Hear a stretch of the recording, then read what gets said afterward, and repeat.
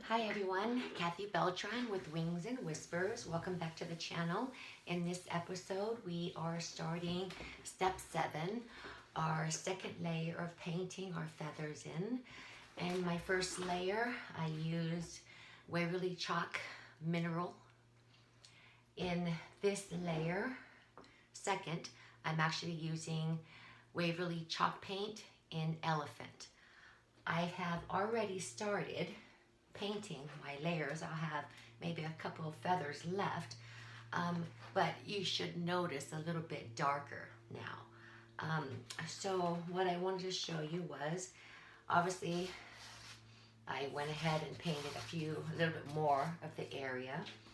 It almost works out as you're working with the paintbrush and loading your paint onto it. You might get thicker up here and then slowly come in. So you could absolutely do that and start up here and then work your way down and then get more definition that way. I wanted to show you how my shaping is by looking at this middle piece. If I were to look this way and it would be hanging on a wall, I would actually see all of this area. If it was just depending on how it was displayed, I might have to come up here and add a little bit more this way. So I am painting the back side, and you would only do that if you can see due to your shaping. So I've done it all the way across, and I've done my second layer here as well. I also want you to remember as you're painting to come up on the sides like this and make sure you get that done as well. So these two pieces are completed. I didn't paint anything on the back because you're not going to see that on the wall. So I'm going to go ahead and continue finishing this area. You can see the mineral color that I used is very light there. It's almost like a nice light beige tan color. So I'm going to angle it,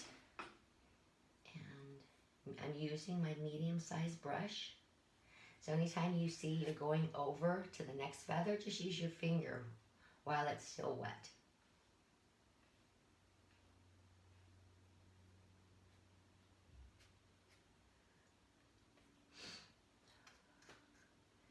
I will start on the last feather, and again you will have the crisscross patterns up here where your strokes are meeting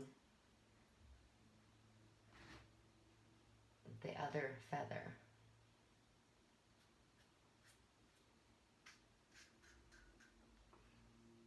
Now I know that we have to work up this way, but I'm just getting my basic painting done up in here.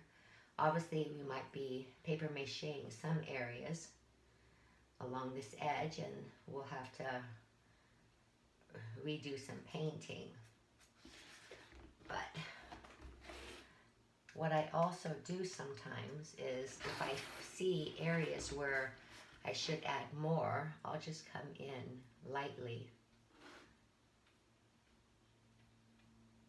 and just keep working that. So this is your step 8 of the painting process, and to get this darker I will give it a little bit of time, and then I'll come back in and do another layer. I might even add some more paint to my mix and make it a little bit darker.